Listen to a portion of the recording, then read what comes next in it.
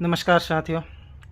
पिछले 2-3 दिन से वीडियो नहीं बना पा रहा था क्योंकि ये पिछले 2-3 दिन जो मेरे लिए थे बहुत मतलब अच्छे नहीं थे, बहुत सैड थे, बहुत इमोशनल थे।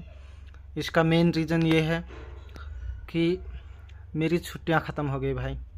अब मुझे ड्यूटी में वापस जाना है और आज ही मुझे वापस निकलना है शाम को। तो मैं इतना क्या बताऊँ, काफ़ी इमोशनल हो गया था मैं कि मैं बता नहीं सकता आप लोगों को। जो अपना घर छोड़ कर के बाहर जाना होता है ना ड्यूटी करने के लिए।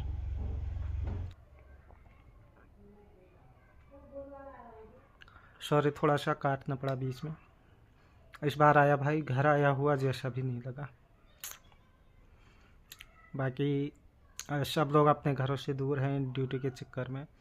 कोई कहीं है, कोई कहीं है। इस बार बहुत टाइम बाद आया था। Okay bye.